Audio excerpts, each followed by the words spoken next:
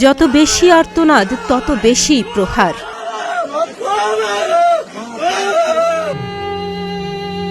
মারতে মারতে যখন মুমূর্ষু ছাত্রলীগ নেতা শামীম মোল্লা, তখনও থামেনি আক্রোশ।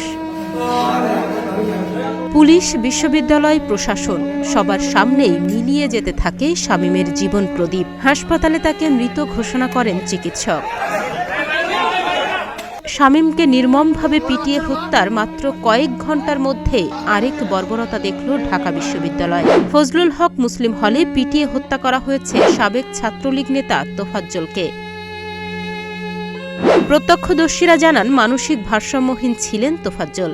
চোর সন্দেহে আটকের পর রাত 10টা পর্যন্ত হলের গেস্ট রুমে কয়েক দফা মারধর করা হয় তাকে।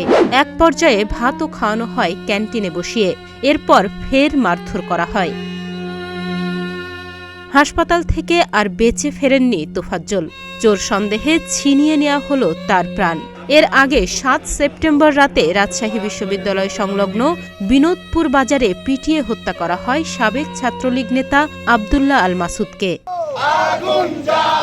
বিচার বহির্ভূত এসব হত্যার প্রতিবাদ জানিয়েছে বিভিন্ন সামাজিক ও রাজনৈতিক সংগঠন। হত্যার ঘটনায় জড়িতদের দৃষ্টান্তমূলক শাস্তি ও বিচারের দাবি জানিয়েছেন বিক্ষুব্ধ শিক্ষক ও শিক্ষার্থীরা। গতকাল যে ঘটনাটি ক্যাম্পাসে ঘটেছে সেটিকে কোনোভাবেই ডিফেন্ড করার মতো অবস্থায় এখন আর নেই। সেটিকে অবশ্যই আমরা কন্ডেম করছি, অবশ্যই আমরা এর বিচার চাই। আমাদের যে অর্জন, সে অর্জন যারা ভেস্তে যায়, তাদের দলের স্বার্থ পূরণ হয়, এরকম একটি দল যারা লোকবল নিয়ে এসে প্ল্যান করে একটি কুকর্ম করেছে, একটি মানুষের প্রাণ নিয়েছে। এটা কোনো বিচ্ছিন্ন ঘটনা না। আপনারা যদি হামলাকারীদেরকে চিহ্নিত করেন, দেখবেন যে ওইখানে অধিকাংশই কোনো একটা নির্দিষ্ট দলের এজেন্ডা।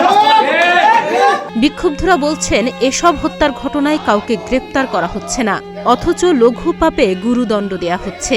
নিরাপরাধ অনেককেই রাখা হচ্ছে কারাবন্দী অবস্থায়। যে আমাদের জন্য একটি সুচিন্তিত শাস্তি তার জন্য হতে পারত, সে একজন অপরাধী ছিল, তার জন্য একটি দৃষ্টান্ত আমরা ভবিষ্যৎ প্রজন্মের কাছে রেখে যেতে পারতাম। গতকাল আমাদের জাহাঙ্গীরনগর বিশ্ববিদ্যালয় ক্যাম্পাসে যে ঘটনাটি ঘটেছে, এটি সম্পূর্ণ একটি পরিকল্পিত ঘটনা। ঢাকা বিশ্ববিদ্যালয় এবং জাহাঙ্গীরনগর বিশ্ববিদ্যালয়, আমি একজন শিক্ষক হিসেবে এটাকে কখনো সাপোর্ট করি না। আমি জানি না এটার সাথে কারা ইনভলভ, এটি তদন্ত করে বের হবে। কিন্তু এটি পরিপূর্ণভাবে অনভিপ্রেত কেউ যদি কোনো অপরাধ করে থাকে, সেই অপরাধের শাস্তি হওয়ার জন্য আমাদের যথাযোগ্য এবং আমাদের যে স্কোপটা আছে, রাষ্ট্র যে সুযোগটা দিয়েছে, সেই সুযোগটা আমরা সবাই গ্রহণ করা উচিত। অন্তর্বর্তী সরকারের স্বরাষ্ট্র উপদেষ্টা বলেছেন, আইন নিজের হাতে তুলে নেয়ার অধিকার কারো নেই। একজন অন্যায় করলে তারা আইনের হাতে সোপর্দ করেন, কিন্তু এই আইন তো আপনার হাতে তুলে নেওয়ার কারো কিন্তু অধিকার নেই। ঢাকা বিশ্ববিদ্যালয় ও জাহাঙ্গীরনগর বিশ্ববিদ্যালয়ে পিটিয়ে হত্যার ঘটনায় দুঃখ প্রকাশ করে জড়িতদের শাস্তির দাবি জানিয়েছে বৈষম্য বিরোধী ছাত্র আন্দোলন। ডেস্ক রিপোর্ট, প্রতিদিনের বাংলাদেশ।